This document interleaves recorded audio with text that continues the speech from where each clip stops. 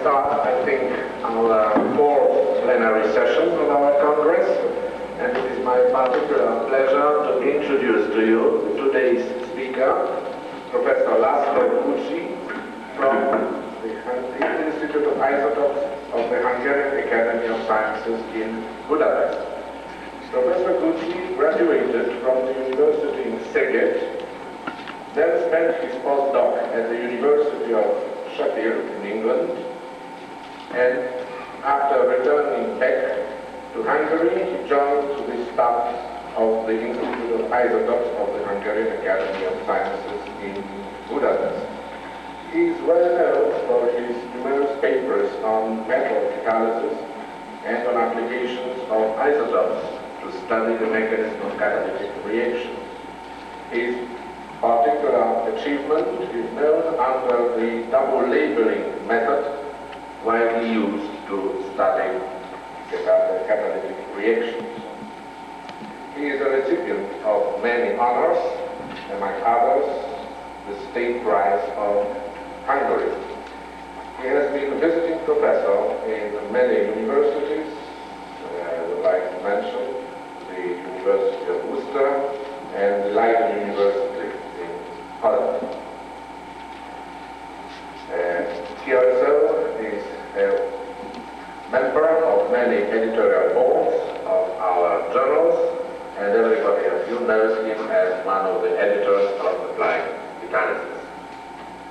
So I think it is a great pleasure that we have here Professor Guczi to speak to us today.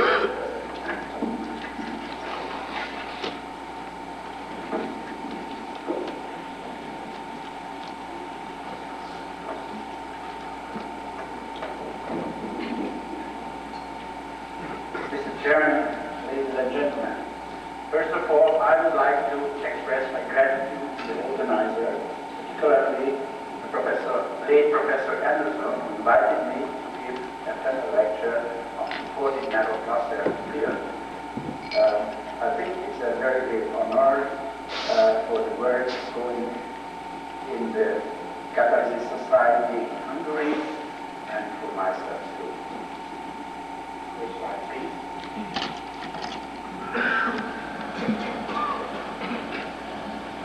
Preparation and stabilization of highly dispersed systems is a great importance in heterogeneous technologies.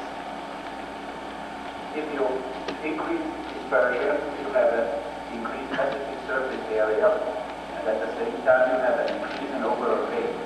At the same time, however, if you increase dispersion, there is an increase in metal-support interaction, resulting in electron interaction between the metal and the support, which is indicated by the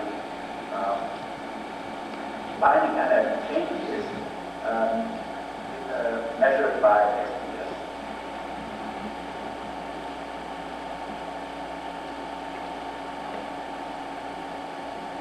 Next slide, please.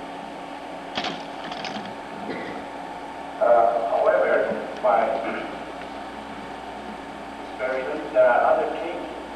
The terminal frequency, which is the rate per side, in some cases decreases, sometimes increases with the dispersion, and in special cases, after the high definition, especially at very low dispersion, very low particle size, there is a maximum, and then after increasing again.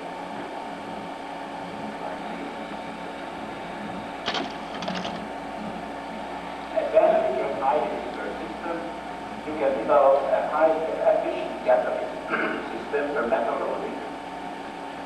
You can decrease deactivation, which was shown by Prof component. And you can modify the surface intermediates, which is relevant to the elementary steps during the catalytic process. Just an example, if you have a different dispersion, you have different intermediates in a CO hydrogenation, which results in the change of the proportion of CHX and the formula species, and therefore you can control the selectivity of your catalytic reaction. But in a highly dispersed system, you may have a direct tag on the properties of metal by modifying the support, for instance, by addition of lanthanum, palladium, silicon system. The other component may be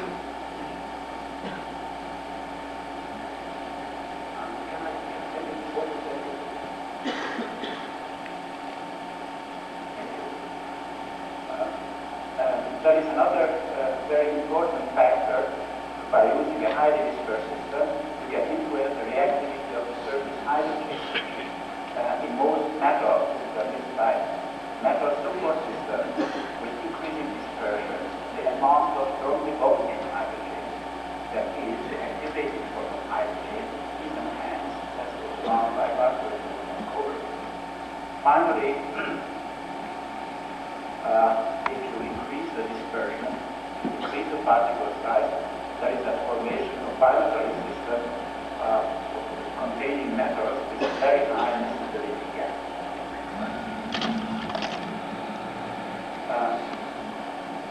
Of course, the highly dispersed molecular transition metal carbonyl cluster can be an excellent approach to clarify the effect of dispersion. I would like to show you two examples here. A simple trinuclear cluster containing iron atoms, and a very complicated bimetallic nuclear 38 platinum 6 carbon cluster. And after impregnation to the surface, you can remove the CO from the system and theoretically make for highly dispersed metal particle system from support, whatever it is. Next slide. Nevertheless, the cluster system can never be used as a feasible industrial pattern. Still, I would like to show two examples from Braunstein and Kohler, which was presented several years ago. Shows that the CO addition of nitrogen acid to form an isocyanate is going much higher selectivity on a molybdenum palladium cluster, 100% conversion, 80% selectivity. In parentheses, you can see the selectivity of the same reaction that conventional palladium and iron, molybdenum, palladium, inorganic stores used as prepared bimetallic system. The other reaction, nitro-phenol and the CO reaction, form dense oxazole 2-on, and this is a very complicated reaction. Palladium iron gives a high conversion and a high selectivity. It is again the figure indicates the convention, the operation of the conventional techniques. Next slide. In order to get a highly dispersed system, the nodal way is to deposit the transition metal cluster on a surface. After deposition, you have to remove the CO ligands from the system, and eventually you end up in the formation of hydrogen. But between the initial interaction and the final state of metal particles, you have some transition state, some kind of recursion state. I would like to just give some idea what kind of factor influences this kind of reaction. Initially, when you break your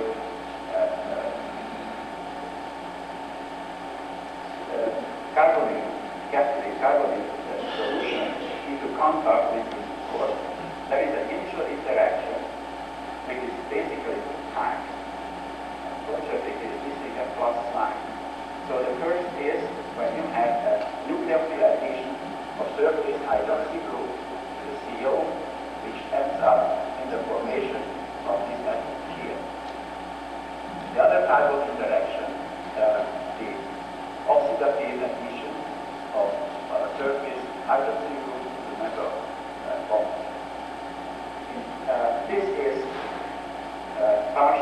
valid for partially hydrated magnesium, zinc oxide, and aluminum. And when you have a dehydrated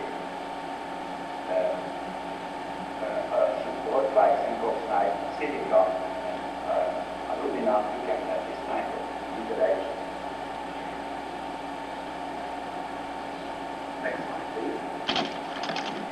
Here is just some examples for aluminum, on iron, osmium, ruthenium, dodecacarbon. You can have this kind of feature here, which is exactly the same by using a binary cluster and using osmium-3, iron, ruthenium 3. That's this kind of interaction. On carbonyl or on silica, this is for osmium to have this kind of feature, which forms after internalization. Next one. On the surface, there are further transformations, and the factor which influences the control of the surface rearrangement is the nature of the support, size, and amount of the OH group, nuclearity of the cluster, nature of the constituent atoms in the cluster, the atmosphere in which the composition takes place. I would like to give some very few examples for this before going further. Next one. For instance, if you have an iron 3, CO12, iron dodecacarbonyl, aluminum, silica, there is a fast decomposition to iron 0, but iron 0 and iron cannot be observed because there is a very fast reaction between the surface of the OH group, which results in the formation of iron 2 plus iron 3. But on graphite, which was studied by Phillips and Coulter, there is iron 0 with iron stabilized because it's a different form. Now the decomposition, for instance, ruthenium, aluminum, and silica leads to the formation of dicarbonyl species on the surface. But for instance, in zeolite, in the supercage, the ruthenium 3 entities are stabilized. I would like to show some data to illustrate what I just mentioned. Here is the square spectrum of a binary iron ruthenium cluster in an hexene solution on silica, but you can see the broadening of the line, which means that there is a slightly perturbed cluster, but the original framework is maintained. In contrast to silica and aluminum, under the same condition, you can find only iron 3 plus and iron 2 plus species. And to illustrate how finely dispersed this iron which is formed, here is a spectrum which was taken at 4 Kelvin and shows that there is no hyperfine. This is here. Next slide, please. We come to the gas interface. This is the FCI for ruthenium dodecacarbonyl, iron ruthenium 2 carbonyl, and iron ruthenium 3 carbonyl. And you can see that initial interaction on aluminum ends up in the 5-line spectrum, all cases. Whereas in the case of silica, the original spectrum, which is indicated in the bottom spectrum, is a little slightly perturbed, but the original cluster, the deeper advanced structure, can be solved. Role of OH. As I mentioned already, partially hydrated silica, aluminum, so ruthenium dodecacarbonyl, osmium dodecacarbonyl, rhodium tetracarbonyl, there is a OH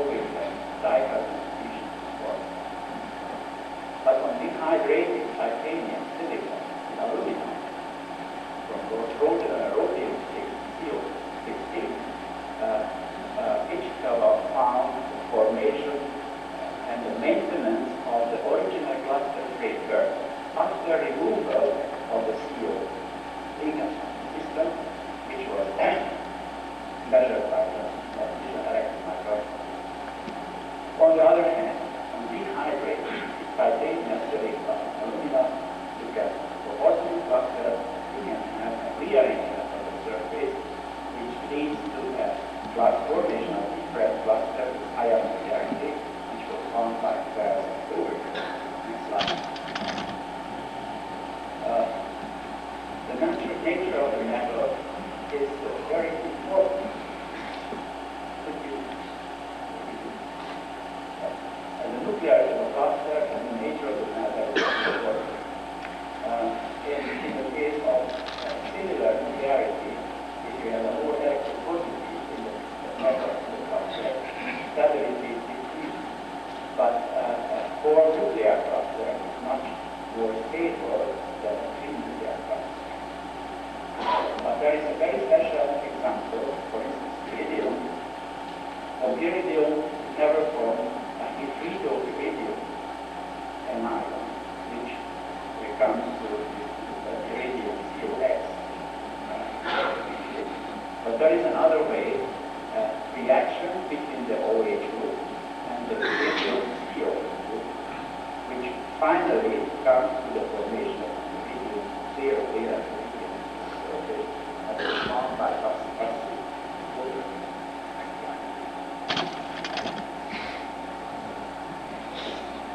Just to summarize the initial interaction and the further interaction, I would like to emphasize that the cluster framework can be retained after partial decarbonization by a combination of the following conditions: strongly dehydroxylated surface, a shape-selective environment, for instance, zeolite supergate, intermediate with particularly stable structure, and cluster not containing electropositive metal. If the cluster framework is clean, which is the most clean, the migration of monocarbonate species must be prevented by stabilizing the monometallic subcarbonate species or by developing a strong link between the support and the subcarbonate species. The former can be influenced by the atmosphere in which decomposition takes place. For instance, in helium or CO H2 mixture, small particles can be stabilized, while in presence of hydrogen there is an agglomeration facilitated. Especially, this last part of the paragraph is very important, because normally when you start to treat your catalyst, you always use hydrogen at higher temperature to reduce the fluid. Next slide. Now to the intermediate originating binary cluster, we have to consider the following problem. Of course, which is even problem in the monometallic cluster, that there is a disruption of the polynuclear cluster framework. But fortunately enough, under certain conditions, and I will give you some examples later, there is a reconstruction under reaction conditions for chemical and for under chemical action. And which is the most important problem in the binary case, whether we are dealing a polymetallic ensemble or a mixture of the monometallic clusters on the surface. It's not the same, it's entirely different. Now in the next paragraph, so I'm concerned with two problems. What is the structure of the surface intermediates? What is the influence of the precursor state on the final structure binary chemistry? I would like to do two examples, and I would like to give some details of those examples. The first is the iron ruthenium system, which can be prepared by using a mixture of iron 3CO, which has a very non-rich molecule. There is a polar organic along the paper, and ruthenium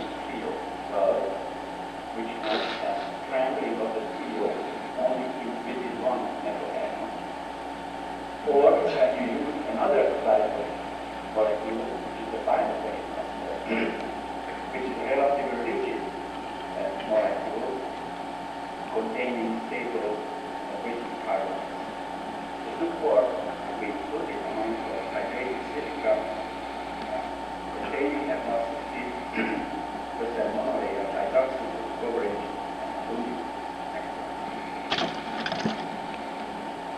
After this, but first is the alumina I would like to speak about.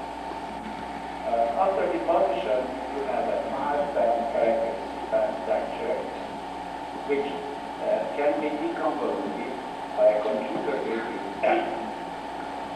method to 3-valent, 2-valent, 0-valent CO2 dicarbonate species.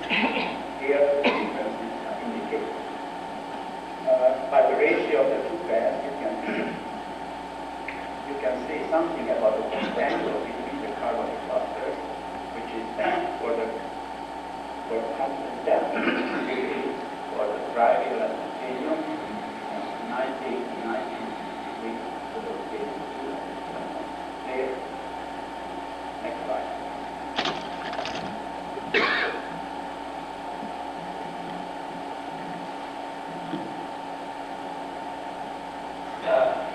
Due to the different dot angles, the least stable is the ruthenium 3 dicarbonate species and has a much considerably higher stability for the ruthenium 2 and ruthenium 0.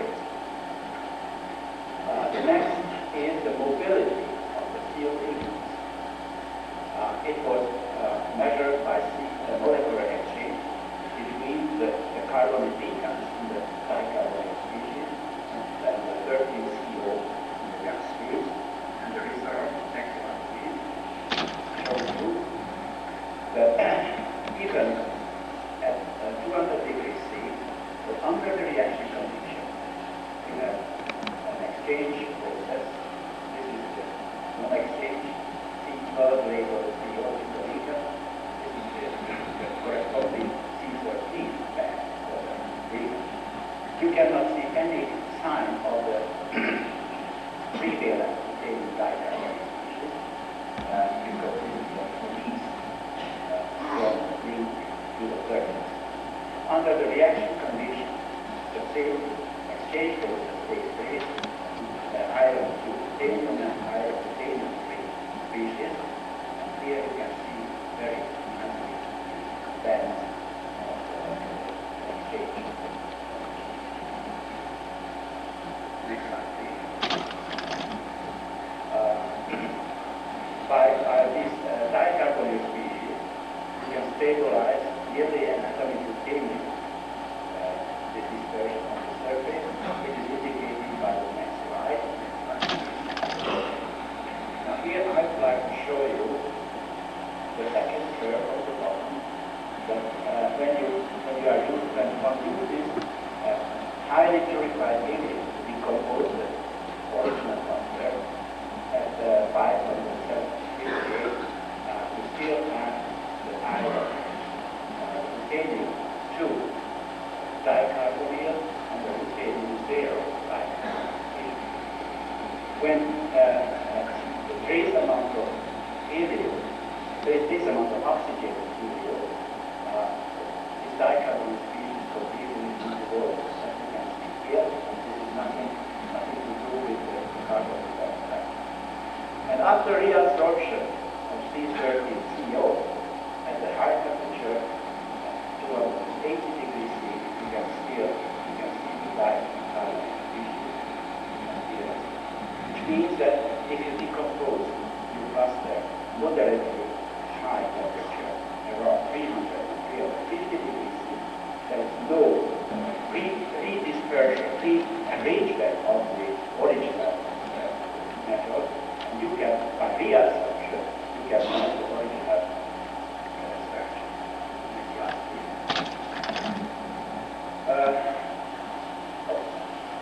Now we couldn't see any sign of the carbonyl band structure which belongs to the iron. So what happens here? We saw only the band, the carbonyl band belongs to the titanium, and only the iron 3+ and iron 2+.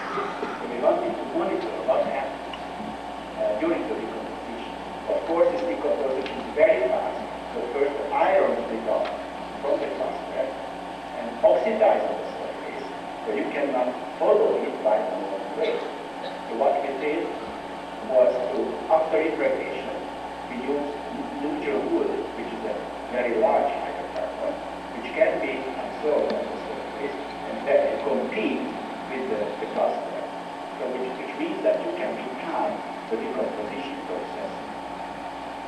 Now here immediately you can see that at 2022 and 2000, remember the appearance of the iron carbon here, and this is just the difference spectra, which means that which is to the negative direction it decomposes, which is to the positive direction well.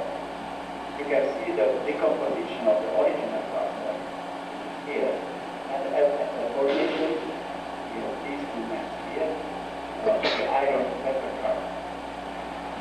Eventually, you can reconstruction of the cluster will work, which ends up in the formation of iron 2 plus iron 3 plus on the surface, plus the 3 retaining dodecacarbon here, which is indicated on this next slide.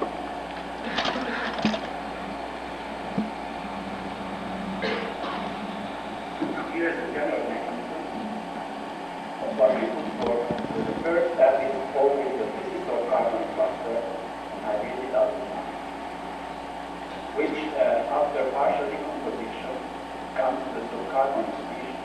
And so here at this stage, via iron pentacarbonate, there is a fast decomposition of iron 3 plus iron 2 plus, and you have iron ruthenium 3 dodecacarbonyl, which form an incipient anchor coordination, ruthenium 0 to ruthenium 3 plus, 3 valent ruthenium dicarbonyl, which is converted after the species I have already indicated. Next slide.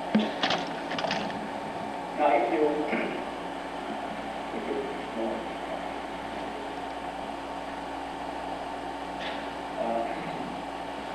in the case of silica, you have a much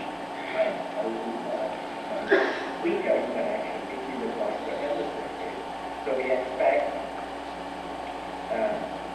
more individual behavior between the different clusters. Yes. Instead, we only observe a difference in the stability of the different clusters, but not in the individual behavior, because regardless of the starting material, like all the final clusters, you come to the same axis. Next one. Now, just to indicate the difference between the two points, you can see here immediately after deposition, the formation of the 5-band structure, whereas in the case of silica, you can see a different structure, which has an individual behavior even up to high temperature. Excellent. Now here is the decomposing spectra. We use the technique to take the first and second derivative to establish exactly the way compared the different species. Now we studied iron 2, ruthenium, and iron 3. This is the least stable and this is the most stable one. Accordingly, starting from iron 3 species, about 70% of the original structure is maintained after deposition on silica. Here one can see the enlargement, the change of the constituent atoms in the silica and the surface due to the surface reaction, or even leaving the iron and keeping the tetranuclear framework. Now, which is the most important here, that on this least stable cluster, the only species, the prevalent species are the dicarbon species,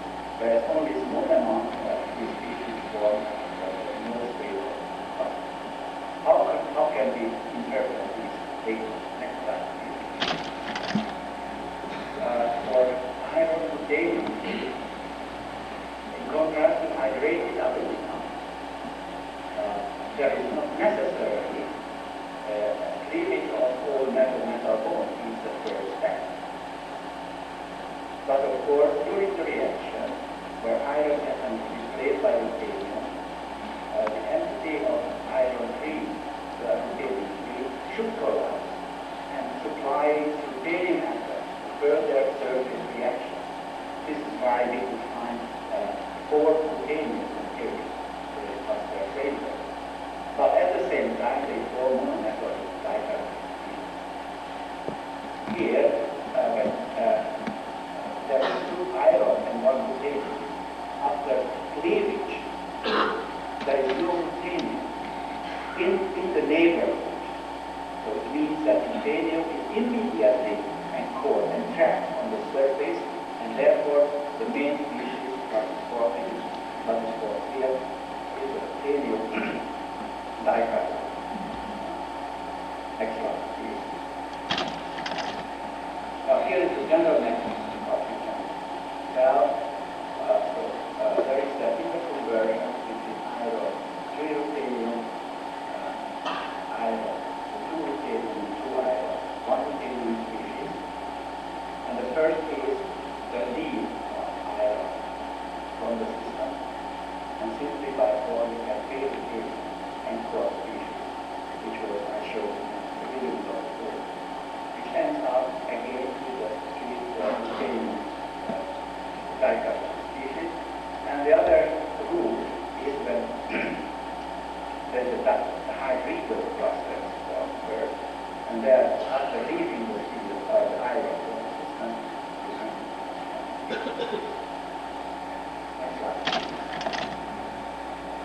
Now, how can these properties be reflected in the catalytic? The first problem is the formation of minus particles. We have to prove that despite the large amount of iron oxide spreading out on the support, the question is whether it has or not binary particles. Next slide, please. But we use to identify the species low temperature, high field spectroscopy. 1.6 K in zero field, zero external field. You can see the formation of this text here, plus a single line, 0 millimeter isometric. If it were monometallic iron, 1.3 Tesla external field would be sufficient to split this into a double. But as soon as you see you apply a 2 Tesla and 6 Tesla, even a 2 Tesla, there is no entire splitting of the single line, but only a 6 Tesla, which means that the splitting of the single line is proportional to the magnetic field, external magnetic field. It means that we have Pauli parameters containing iron and next one. CO chemisorption. So if we have difference between the different of the different components, we have to have a difference in CO chemisorption. Next one, please. Here, the CO per ruthenium ratio is shown when a cluster would decompose up to a temperature indicated on the axis. At low temperature, when you decompose at low temperature up to 200 degrees C, practically no difference can be seen in the CO ruthenium ratio. At higher temperature, when you decompose at higher temperature, there is a very large difference between the pure ruthenium cluster and the iron ruthenium cluster, indicating that having aluminum oxide support plus we have a finely dispersed iron oxide, which is superparamagnetic iron oxide. The migration of the individual ruthenium atoms after having no CO ligand cannot agglomerate. So in fact the iron stabilizes the larger dispersion, the higher dispersion of ruthenium. Now this next slide please. This is of course can be revealed in the rate of reaction. Next slide please. Here, we focus on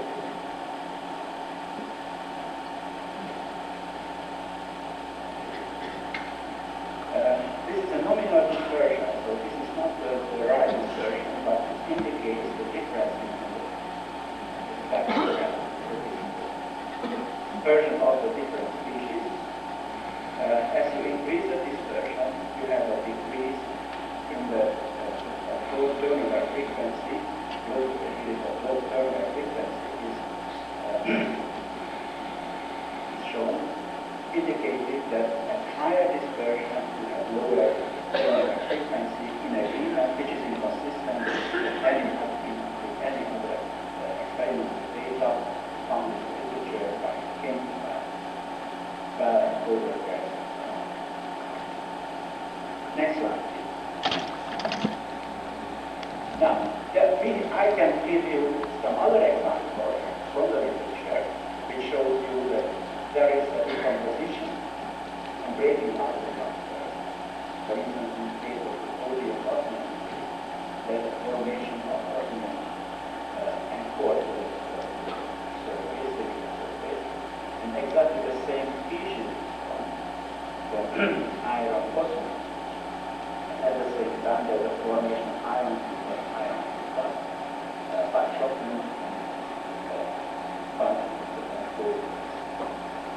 But if we had a monometal cluster observer, which is operating, we could not see any difference in the selectivity in the reaction rate, which is shown in the next line. Now, for instance, for the previous iron osmium cluster, the selectivity for C1, we have C1 selectivity for pure osmium cluster is 89%, and for iron osmium cluster, 61%. Same for C2 and C3 with formation. Exactly the same results can be shown by using a different system, which is K osmium, when the selectivity is by using containing for pure cluster is different as in the case of containing osmium pure cluster. And for the selectivity for C2, C3 formation, again, differ from the monometal cluster. All these indicate that despite the fact that there is a decomposition during the interaction of the cluster, there is a formation of highly dispersed system after reaction, or even after the seal hydrogen reaction, or any other reaction.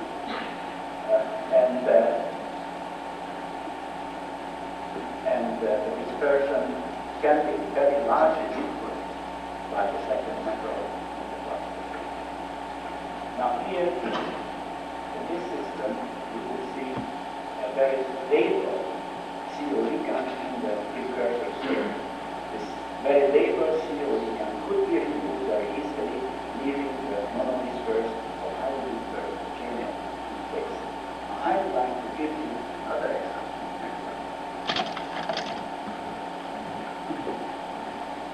I think it here is needless to emphasize the importance of the gradient heterogeneous technology. So we started with a radium ion system by using two sources, radium decacarbonyl and uranium decacarbonyl in combination with iron decacarbonyl. It was an alumina, and the general infrared band, what you can see after deposition of these clusters to the surface, feedback fracture at the 2034, 1923, and 1885 centimeters minus 1. Next slide, please. The assignment could be the following. There are two structures on the surface, according to literature, the tricarbonyl radium monometal cluster, indicated here, where the direct inconvenience of oxygen is from a polyalumina. Now, this has exactly the same band structure as I showed in the previous.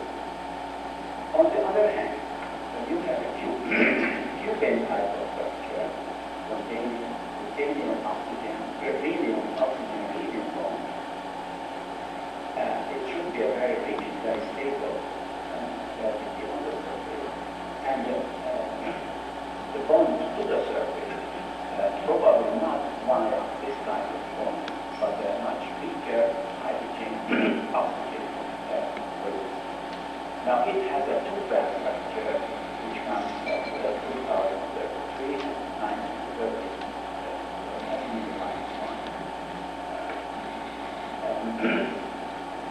The nominal composition is rhenium CO3OH 4 times. Next slide. Now I would like to show you what happens in different clusters and the different conditions. This is the room temperature spectra after information. Here on rhenium, 4 decapascals are holding up 200 degrees C, practically no zero grams. But we have to be very precocious here because rhenium decapascal is very volatile material. So during the decomposition, we may face the sublimation of the compound. This is why it's more intensity here. By adding iron to the system, the band is increased tremendously, significantly, showing that iron somehow favors in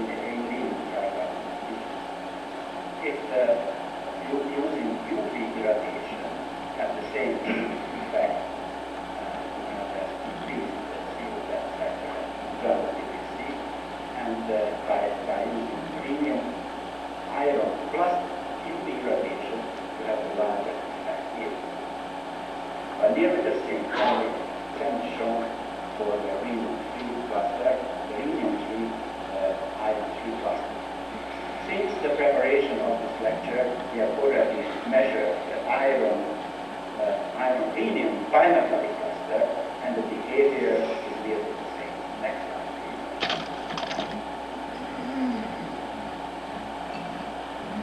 The question we have to answer, and I'm not quite sure that we will be able to answer at the end, whether we have a uniform structure on the surface containing 3 carbonyl rhenium, or we have a mixture of the two structures. By analysis of the different rhenium clusters, the intensity of the first peak, which comes at 2,436, and the second peak, which is the analog peak, this ratio is the same. But if we have a same structure of the surface, the intensity of all peaks should be constant, regardless of the composition, regardless of the metal loading, regardless of the presence of the second metal. You can see here that this is a 2.6 radius of in the system. You have this ratio here, and this different ratio of lower metal loading, and again a different ratio when the iron is added to the system. So it means that the ratio, intensity ratio of these two peaks are not the same. Therefore, we may assume that we have a two structure on the surface, and the proportion of these two structures changes according to the composition and the metal loading. Next slide. To prove that we have this cubic type of structure, we did emission FTII measurements for a pure compound of rhenium CO3OH4 on the present caliber of potassium oxide, which is indicated here. And this is the origin. This is the structure what we found after depositing rhenium-3 CO12 on silica. The agreement between, next slide. The agreement between the CO structure, symmetrical CO structure, OH deformation, CO linear band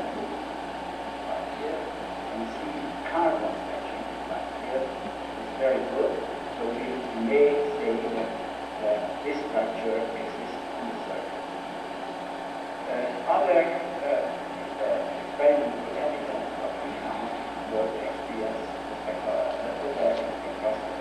Next slide.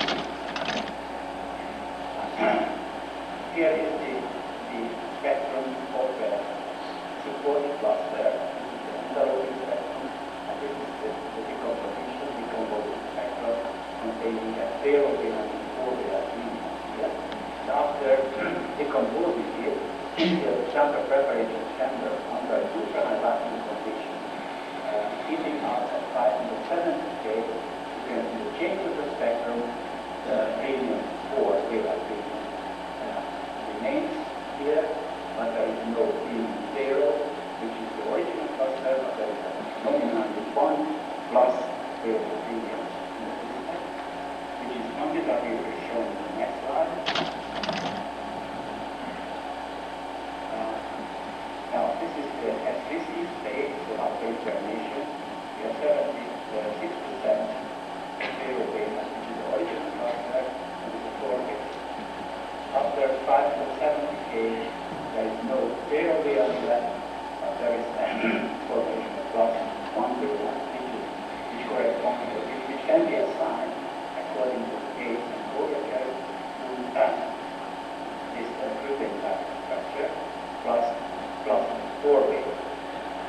And if the whole system is heating up to 70 K, there is a formation of 7 valence, so the molecular is coming by increasing the intensity of the corresponding peaks, which is very interesting to see that after the heating of the system to 500 degrees C, there is a slight change in dispersion, which is measured by the intensity ratio between 4F region to the intensity of our E2P peaks.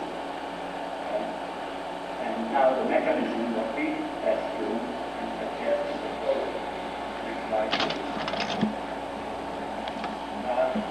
Could you get it a bit smaller?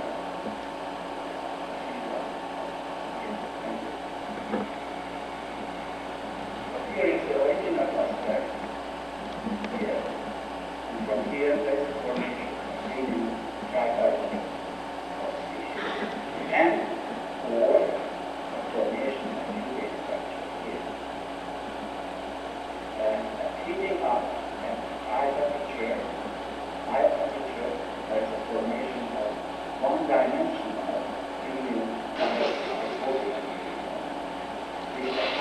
which is converted at higher temperature into a two-dimensional, very stable radium 2 plus, radium 4 plus. At the same time, from this species can be a formation of 7 valence radium here, which is after hydrogen can be reduced into radium metal. The problem is that the 4 valence radium is very stable, so reduction is only possible under the normal condition. If you go up to high temperature, it can be reduced. And at 770 K, there is a small decomposition of this cluster, this precursor into tricarbonate monoamine subcarbonate species. It is indicated by dispersion, change in dispersion. This is the single layer, and this is the double layer region, which means that the regions are covered in the second row. Next slide, please. Okay, now how can we make the interpretation and get a correlation between this very stable structure and the electromagnetic structure conversion activity of this system? The first method by measuring the CO conversion. Next slide, please. Decompose in helium or in hydrogen. There is a much smaller amount of CO absorbed or chemical in the system as in the case of fission. So it means that the three radium cluster is not taking up CO after decomposition, but it's anyhow very stable up to 450 C. Next slide, please. If we didn't find CO exchange in the system, this is in contrast what we saw in the case of titanium, when the CO dicarbon diffusion is very stable until there is an exchange, as shown in the next slide. Here it is under the exchange conditions. You can see the original effect. This is after the exchange. There is no shift in the CO, and exactly the same during the reaction. It appears to us that formation of the tubing type of structure is not a great way to form metallic particles. So it is a dead end of the system. It stabilizes part of the rotation, but is not used for reaction. Now we can explain by the mechanism of oxygen effect. What we found was that when incidentally there was some small trace amount of oxygen in helium when we decompose it, CO appeared to the glass phase very low temperature. Here is again the steam. So if there is in helium there is a small amount of trace amount of oxygen, this CO can be easily removed, and nominally those replaced by oxygen, which immediately brings out to the formation of 7 here, which can be reduced to metallic water. And of course, in this way, we can explain the effect of iron. Iron is less stable than helium. So during the reaction, during the decomposition, iron decomposes first, forms a very thin, highly distilled iron oxide layer, just blocking the neighboring adjacent aluminum side, which is available for the formation of tricarbonyl monoaluminum cluster. So it means that most part of the original cluster is decomposed into this two-phase structure. And all of these can be reflected in the catalytic activity. Next slide. Catalytic activity. Next slide, please. Now here is the treatment of the apply, the temperature of the reaction, and the cluster of starting material. Here's the rate of reaction, more about a second per gram average. So in case of the low temperature oxygen treatment, the oxygen, the exposure, I would say, is not about the deliberate oxygen treatment. The rate of reaction is that much. So it means that most part of the original cluster, the large part of the original cluster, is converted into green 7 part, which could be reduced at high temperature treatment. Addition of iron to the system again brings down the rate of reaction and lower than the case with the green.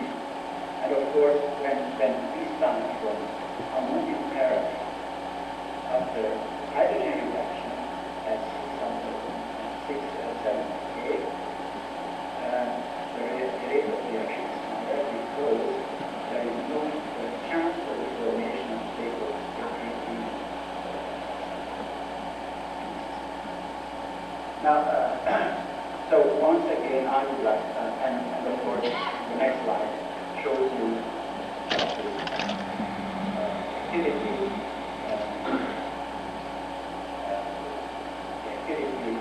sequence, the pyramid, plus if you treat oxygen, higher activity, medium activity, plus higher. So in the previous talk, I tried to demonstrate the difference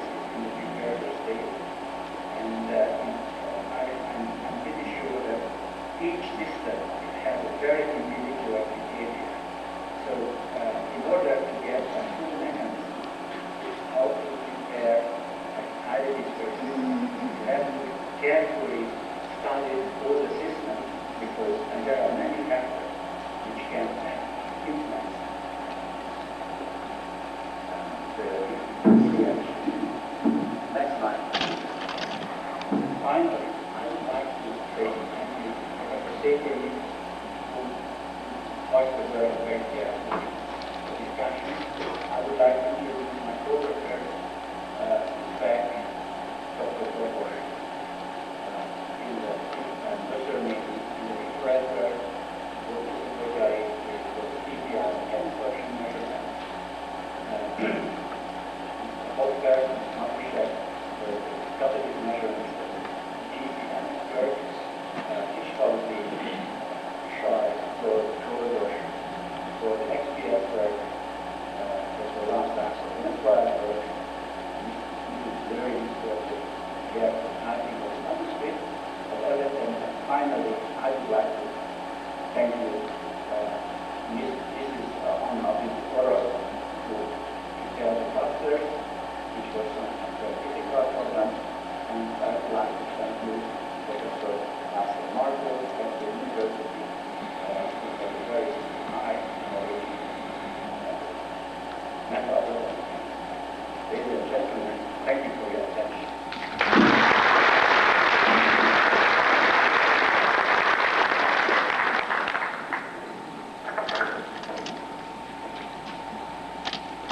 Thank you very much, Professor Guczi. The higher spectroscopic study of